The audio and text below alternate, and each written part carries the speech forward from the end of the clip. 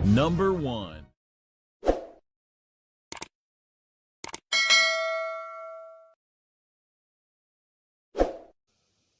बिस्मिल्लाहिर्रहमानिर्रहीम।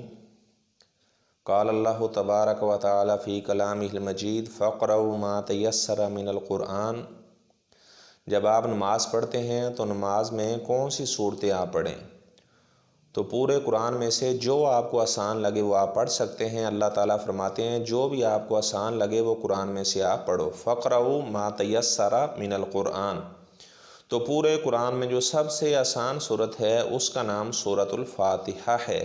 तो वो हर नमाज में पढ़ना ज़रूरी है। फ़र्ज़ नमाज है, नफल नमाज है, जहरी नमाज है, सिर्री नमाज है, इमाम है, मुक्तदी है, मुनफरिद है, सब के लिए सूरत फ़ातिहा पढ़ना फ़र्ज़ है, जैसा कि सही बुखारी की रिवायत से साबित है। इसके अलावा जब आप नफल नमाज पढ़ते हैं तो उसमें आप कौन सी सूरतें पढ़ें? तो उसमें आप आयतुल कुर्सी अगर पढ़ लें। आप सल्लल्लाहु अलैहि वसल्लम ने हज़रत उबई बिन काब रज़ी अल्लाह ताला अन्हु से पूछा था पूरे कुरान में सबसे अज़मत वाली आयत कौन सी है? तो उन्होंने फरमाया अल्लाह और उसका रसूल ही बेहतर जानता है। तो आप सल्लल्लाहु अलैहि वसल्लम ने दोबारा सवाल किया तो उन्होंने फरमाया आयतुल कुर्सी। तो फरमाया लियाहनिकल इल्म, आपको आपका इल्म मुबारक हो, यानी आयतुल कुर्सी पढ़ें आप। तो एक ही आयत को बार बार भी आप पढ़ सकते हैं।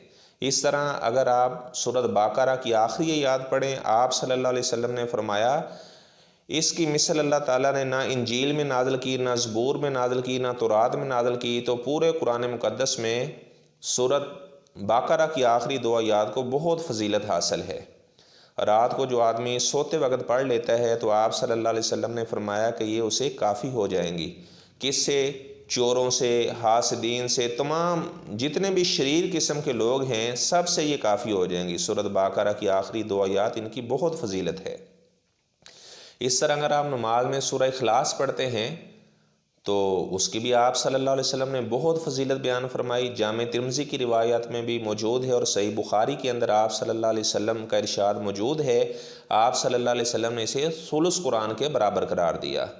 तो इसकी बेशुमार आप सल्लल्लाहु अलैहि वसल्लम ने इस सूरा के फ़ज़ाइल बयान किए। सूरा इखलास के मुशरिकीन ने जब आप सल्लल्लाहु अलैहि वसल्लम से कहा था कि अपने रब का नसब बयान करो तो फिर अल्लाह ताला ने सूरा इखलास को नाज़िल किया।